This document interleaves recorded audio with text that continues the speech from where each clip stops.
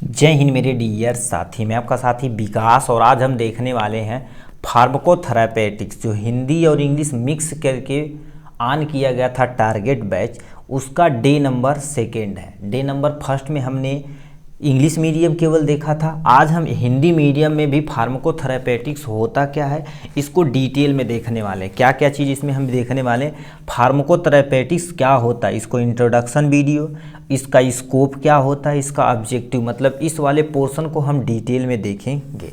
ठीक, इसका हिंदी देखा जाए तो ठीक है, फार्माकोथेरापेटिक्स परिचय देखेंगे, कार्य क्षेत्र यानी किस किस क्षेत्र में जा सकते हैं, और यानी फार्माकोथेरापेटिक्स का मेन उद्देश्य क्या है, इसके बारे में हम पूरा डिटेल में पढ़ने वाले हैं।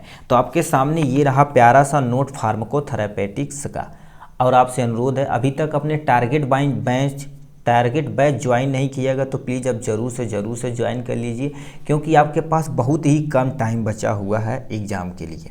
ठीक, तो चलिए आपके समझते हैं फार्माकोथेरापेटिक्स के बारे में। तो पहले समझते हैं, फार्माकोथेरापेटिक दवा की वह शाखा है जो किसी मरीज की बीमारियों के उपचार दवा द्वारा करके उसे सुचारू रूप से ठीक करना ही फार्माकोथेरापेटिक्स कहलाता है। कहने का मतलब क्या होता है, जब कोई व्यक्ति बीमार होता है उसकी बीमारी दवा के द्वारा ट्रीट करके, यानी उसकी बीमारी को दवा के द्वारा ठीक करके एक सुचारू रूप से उस व्यक्ति को स्वस्थ कर देना ही क्या कहलाता है, फार्माकोथेरापेटिक्स कहलाता है।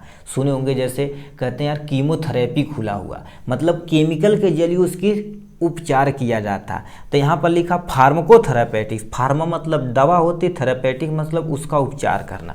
किसी भी दवा का उपचार यानी कोई किसी बीमारी का उपचार दवा द्वारा जब किया जाता है उस प्रक्रिया को फार्माकोथेरापेटिक्स कहते हैं। वही चीज़ यहाँ से लिखा गया, फार्माकोथेरापेटिक दवा की वह शाखा है। अच्छा, विज्ञान के भी लिख सकते हैं, विज्ञान की वह शाखा है जो किसी मरीज की बीमारियों का उपचार, मतलब कोई बीमारी है, कोई मरीज है, उस मरीज की जो बीमारियाँ होता है उसका उपचार किसके द्वारा किया जाता है, दवा द्वारा करके उसे सुचारू रूप से ठीक करना ही क्या कहलाता है, फार्माकोथेरापेटिक्स कहलाता है। क्या कहलाता है, फार्माकोथेरापेटिक्स कहलाता है। ये आपके सामने ये हो गया यहाँ से। ठीक, नेक्स्ट पोर्शन में क्या आते हैं, फार्माकोथेरापेटिक्स रोगों के रोकथाम कमी या इलाजों के रोगों के ज्ञान के साथ साथ औषधियों का ज्ञान भी कहलाता है। कहने का मतलब फार्माकोथेरापेटिक्स क्या कहता है, किसी रोग के रोकथाम, कोई रोग है उसको हम रोकेंगे कैसे, इसके बारे में हम जानेंगे। ठीक, जैसे हमें डिजीज की कंडीशन पता चल गई अच्छे से, तो दवा के द्वारा हम क्या कर सकते हैं, उसको हम रोकथाम कर सकते हैं। तो वही लिखा रखा, रोगों के रोकथाम यानी कमी तथा इलाज के लिए, जैसे इलाज के लिए हमें क्या चाहिए, दवा चाहिए, रोगों का ज्ञान होना चाहिए। जब रोगों का हमें ज्ञान पता चलेगा, मतलब बीमारी का जब ज्ञान पता हो जाएगा तो हम उस सुटेबल ड्रग्स, मतलब सही दवा करके क्या कर सकते हैं, उसे हम सही कर सकते हैं। ठीक है, तो लिखा रोगों के ज्ञान के साथ साथ औषधियों का ज्ञान भी प्राप्त होता है, उसी को हम क्या बोलते हैं, फार्माकोथेरापेटिक्स बोलते हैं। ठीक, ये दूसरा पॉइंट हो गया। तीसरा पॉइंट क्या लिख रखा, फार्माकोथेरापेटिक दो शब्दों से मिलकर बना है। कि कौन कौन, फार्मा एक वर्ड आता है फार्मा, और दूसरा वर्ड आता है थेरेप्यूटिक्स से आता है। तो अब फार्मा मतलब क्या होता है, इसके बारे में आप समझिए क्या होता है। ठीक है, फार्मा वर्ड कहीं भी लगा रहे तो समझ लीजिए इससे रिलेटेड, फार्मा कहीं भी वर्ड रहे तो किससे रिलेटेड है, ये ड्रग्स यानी मेडिसिन से रिलेटेड है। किससे रिलेटेड है, ये ड्रग्स यानी मेडिसिन से रिलेटेड है। ठीक, ये आपके सामने मेडिसिन से रिलेटेड है। और थेरेपी मतलब क्या होता है, ट्रीटमेंट करना। ठीक है, ट्रीटमेंट करना, आप किसकी ट्रीटमेंट करेंगे, बीमारी का ट्रीटमेंट करेंगे, किसके द्वारा, दवा के द्वारा। जब किसी भी मरीज का ट्रीटमेंट किया जाता है उसी को फार्माकोथेरापेटिक्स कहलाता है, उसी को क्या बोलते हैं, फार्माकोथेरापेटिक्स कहते हैं। ये दो वर्डों से मिलकर बना होता है, फार्मा प्लस में थेरेप्यूटिक्स। फार्मा मतलब ड्रग्स, थेरेपेटिक मतलब ट्रीटमेंट करना होता है। ठीक, तो आशा करते हैं ये आप अच्छे से समझे होंगे। नेक्स्ट पॉइंट में क्या लिख रखा, फार्माकोथेरापेटिक्स बीमारियों को रोकने, इलाज और निदान मतलब उपचार होता है, तथा रोगियों की समान स्थिति में बदलने के लिए दवा का प्रयोग किया जाता है। मतलब क्या कर रखा, फार्माकोथेरापेटिक्स में, यहाँ लिखना में, बीमारियों को रोकने के लिए, इलाज करने के लिए, निदान, निदान मतलब उपचार करने के लिए रोगी को सामान्य स्थिति में। अब रोगी सामान्य स्थिति में कब आएगा, जैसे कोई पर्सन बीमार पड़ गया तो उसका जो सामान्य स्थिति है वो गड़बड़ हो जाती है, तभी तो आदमी बोलते हैं बीमार पड़ गया। तो उस सामान्य स्थिति में लाने के लिए अथवा बदलने के लिए किसका प्रयोग किया जाता है, दवा का प्रयोग किया जाता है। उसी को क्या बोला जाता है, फार्माकोथेरेपेटिक्स कहलाता है। अब मान लेते हैं, जैसे मान लेते हैं आपके क्वेश्चन आ जाए, फार्माकोथेरेपेटिक्स को डिफाइन करिए, यानी डिफाइन फार्माकोथेरेपेटिक्स, ठीक है, यानी फार्माकोथेरेप्यूटिक्स हो जाएगा, ठीक है। ये तुम्हारे पास फार्माकोथेरेपेटिक्स ये हो गया। अब इसके स्कोप के बारे में बताना पड़ेगा, फिर इसके ऑब्जेक्टिव के बारे में बताना पड़ेगा, यानी उद्देश्य के बारे में बताना पड़ेगा। तो आपको सबसे पहले फार्माकोथेरेपेटिक्स जो बोले इतना अच्छे तरीके से आप क्या कर देंगे, डिफाइन करेंगे, इतना डिफाइन करेंगे। उसके बाद आपका स्कोप आएगा, तो स्कोप आपके सामने हम यहाँ से डिफाइन कर दिए हैं आपके सामने, ये आप यहाँ से स्कोप डिफाइन कर दीजिएगा। स्कोप अच्छे से डिफाइन करने के बाद आपको क्या कर देंगे, ऑब्जेक्टिव, क्या उद्देश्य है फार्माकोथेरेपेटिक्स का, ये डिफाइन कर देंगे, आपका 5 नंबर बन जाएगा। और इस टाइप का क्वेश्चन हर एक साल में पूछा जाता है। ये इस वाला क्वेश्चन, ये वाला क्वेश्चन इंपॉर्टेंट नहीं, बहुत बहुत बहुत इंपॉर्टेंट है, ठीक। तो क्या लिख रखा है, तो आप समझे होंगे, यानी जनरल इंट्रोडक्शन के बारे में। अब स्कोप यानी लिखा यानी फार्माकोथेरेपेटिक्स का क्षेत्र अथवा स्कोप।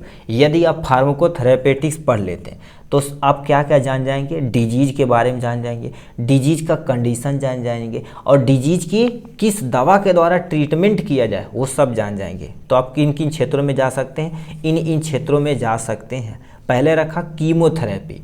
अब देखिए थेरेपी आया है वर्ड, थेरेपी मतलब ट्रीटमेंट करना, कीमो मतलब केमिकल के द्वारा। जब किसी व्यक्ति का ट्रीटमेंट किसके द्वारा, केमिकल के जरिए किया जाता है, उस प्रक्रिया को कीमोथेरेपी बोलते हैं। मोस्टली कीमोथेरेपी किसके लिए किया जाता है, कैंसर के ट्रीटमेंट के लिए किया जाता है, यानी कैंसर के ट्रीटमेंट के लिए प्रयोग किया जाता है, तो उसे हम कीमोथेरेपी। एक्चुअल में जो केमिकल प्रयोग किया जाता है वो भी क्या होना चाहिए, रेडियो एक्टिव मटेरियल होना चाहिए, ठीक है, रेडियो एक्टिव मटेरियल होना चाहिए, ठीक है, रेडियो एक्टिव मटेरियल होना चाहिए। क्योंकि ये क्या कर देता है, कैंसर सेल को किल करते हैं। जब कैंसर सेल को किल करेंगे तभी तो कैंसर के सेल जब मरेंगे तब हमारा बॉडी जल्दी से जल्दी रिकवर करेगी। तो वही चीज़ का रखा, इस क्षेत्र में भी आप जा सकते हैं, ठीक। ये हो जाएगा पहला पॉइंट हो जाएगा यहाँ से, मतलब ये पहले ये फ्लो चार्ट आपको बनाना पड़ेगा, फिर एक एक हेडिंग डाल के जो हम बोल रहे हैं वही अपने भाषा में लिख देंगे, अपना काम 2 पेज भर जाएगा, ठीक। तो कीमोथेरेपी में क्षेत्र में फार्माकोथेरेपेटिक्स का ज्ञान होता है। टैक्सिकोलॉजी क्या होता है, टैक्सी नहीं, टैक्सिकोलॉजी, टैक्सिक यानी टॉक्सिकोलॉजी। अब देखो 2 वर्ड से बना हुआ है, टैक्सिको यानी टॉक्सिक हो जाएगा, प्लस में लॉजी हो जाएगा।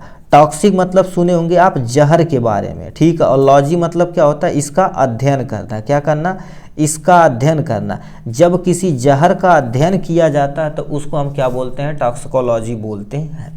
अब जहर भी देखा जाए तो 2 टाइप का होता है, एक हमारे पास क्या होता है, न्यूरोटॉक्सिक होता है, ठीक है, एक आपके सामने न्यूरोटॉक्सिक होता है, एक आप सुने होंगे हीमोटॉक्सिक सुने होंगे, ठीक। न्यूरोटॉक्सिक क्या करते था, जो हमारा नर्व सेल रहता है, क्या होगा, आप पढ़े होंगे फर्स्ट ईयर में ही एचएपी में नर्व सेल के बारे में वो भी पढ़ाया जाएगा। नर्व सेल को ये क्या कर देते हैं, डैमेज कर देते हैं। नर्व सेल को यदि डैमेज कर देंगे, जो भी सेंस एक स्थान से दूसरे स्थान तक जाइबा नहीं करेगा तो दिक्कत हो जाएगी, आदमी डेथ हो जाएगी।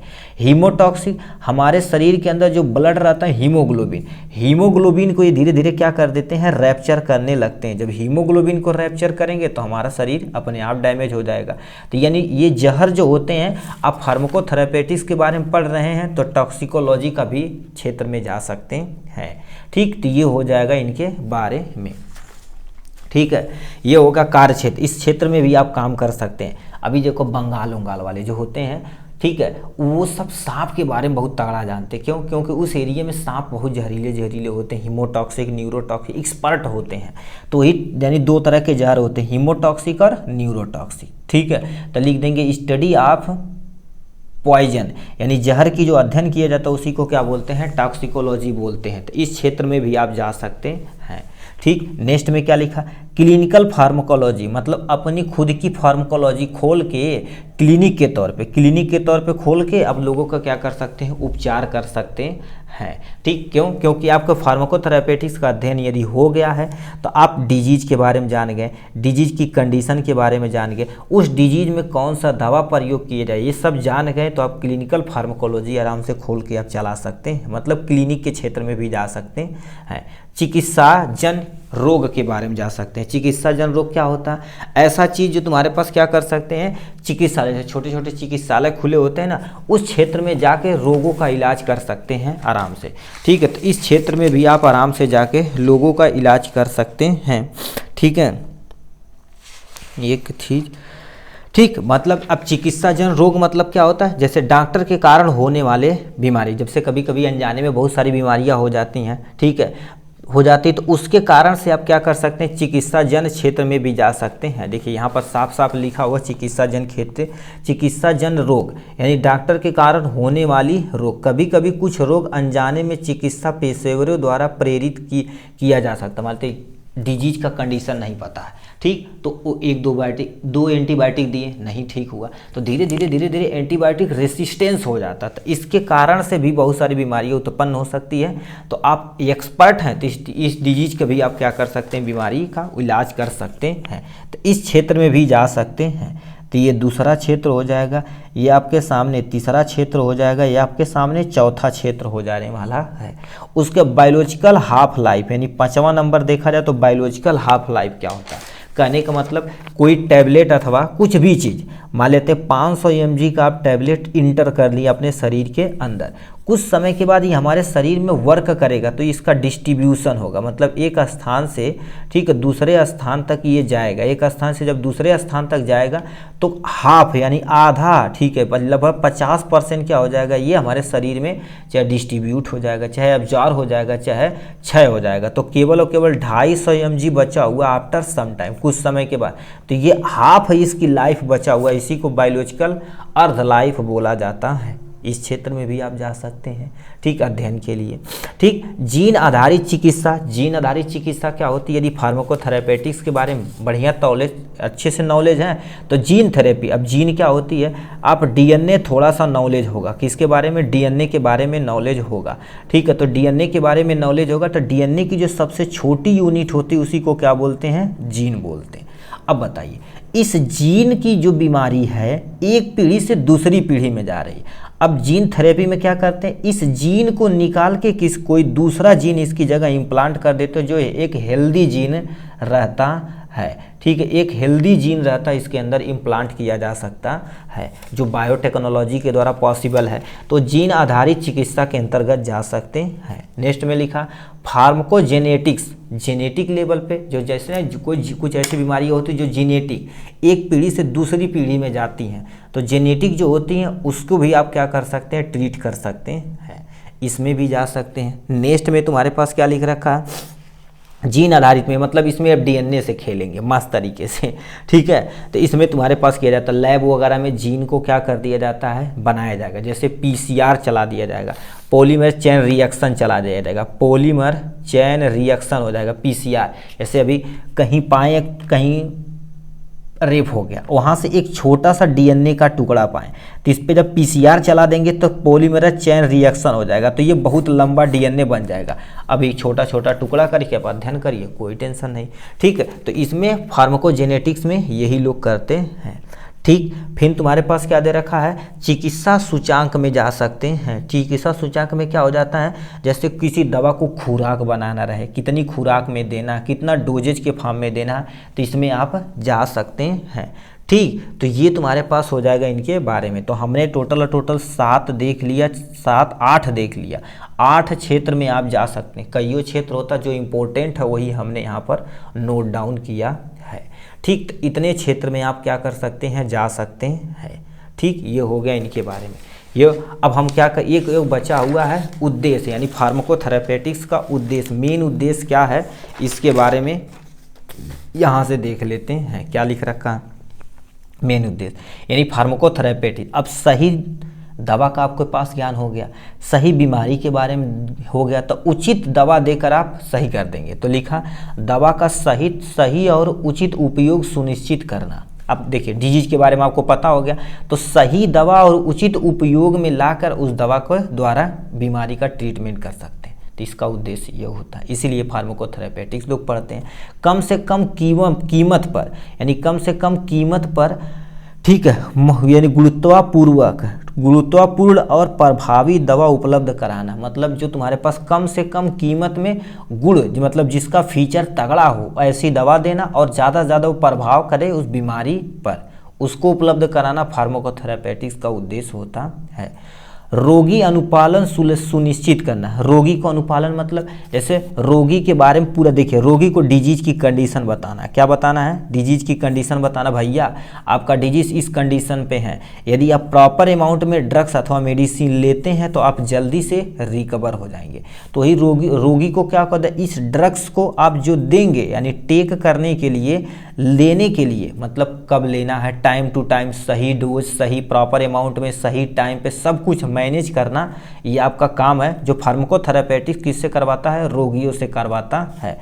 ठीक, यदि कोई रोगी अनुपालन करेगा तो जल्दी से वो रिकवर हो जाएगा। तो ये पहला पॉइंट होगा। नेक्स्ट में रोग की स्थिति तथा सही दवा का उपयोग से रोगी का सही करना होता है।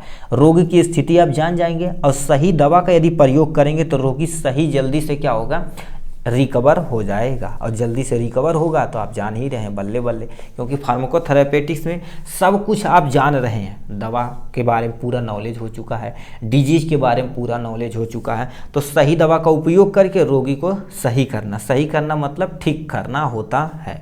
ठीक, वैज्ञानिक और शोधकर्ता द्वारा किए गए ज्ञान से दवा का अनुपालन करना। कहने का मतलब कोई दवा है तो बहुत सारे बड़े बड़े वैज्ञानिक होते हैं और शोधकर्ता होते हैं उस ड्रग्स के बारे में। कहने का मतलब ये डिजीज है तो डिजीज के बारे में पूरा डिटेल में स्टडी करते हैं, मतलब इस डिजीज के बारे में पूरा डिटेल में स्टडी करते हैं। जैसे मान लेते कोई एक बीमारी आपके सामने टीबी है, तो टीबी किससे होता है? माइकोबैक्टीरियम, ठीक है, माइकोबैक्टीरियम ट्यूबरकुलोसिस से होता है। ठीक है, माइकोबैक्टीरियम ट्यूबरकुलोसिस से होता है। एक तरह का ये माइक्रोबैक्टीरियम छोटा सा माइक्रो ऑर्गेनिज्म है। अब इसके लिए तुम्हारे पास बहुत सारी मार्केट में दवा आती है। AKT आता है, AKT3 आता है, 2 आता है, 3 आता है, 4 आता है, ये सब कॉम्बिनेशन में आते हैं। AKT4 हो जाएगा, AKT3 हो जाएगा, तो ये कॉम्बिनेशन में आते हैं, जिस पे क्या कर देते हैं, अब शोधकर्ता बैठे हुए हैं, अच्छा इस बैक्टीरिया को इससे किल करो, इससे नहीं किल कर रहा है तो डबल लगाओ, फिर ट्रिपल लगाओ, फिर फोर्थ लगाओ, ऐसे। तो इन सब का दवा का जो शोधकर्ता तथा वैज्ञानिक खोज रहे हैं उनका ज्ञान होना। ठीक है, ज्ञान से देखो शोधकर्ता तथा वैज्ञानिक इसे खोज के हमें दे रहे हैं, तो दवा का अनुपालन करवाना किसका काम है? फार्माकोथेरेपेटिक्स का, जो एक स्पेशल फार्मासिस्ट करवाते हैं, या बड़े बड़े जो डॉक्टर होते हैं, जो हेल्थ प्रोफेशनल होते हैं, वो अपना काम करवाते हैं। तो ये तुम्हारे पास क्या था? उद्देश्य था। जब कभी भी पूछेगा, जैसे मान लेते हैं आपको क्वेश्चन किस टाइप से पूछेगा, बता ही दिए, डिफाइन फार्माकोथेरेपेटिक स्कोप एंड ऑब्जेक्टिव। तो यानी स्कोप जो तुम्हारे पास 8 पॉइंट लिखे थे, वो फ्लो चार्ट बना के एक एक हेडिंग डाल के 2-2 3-3 लाइन लिख देना है। लास्ट में ऑब्जेक्टिव इतना लिख दोगे, अपना 5 नंबर कोई माई का लाल काट नहीं पाएगा, आपको देना ही देना पड़ेगा। ठीक, तो चलिए इस वीडियो में इतना ही रहने देते हैं, फिर मिलेंगे नेक्स्ट वीडियो में नेक्स्ट टॉपिक के साथ। तब तक के लिए bye bye and take care.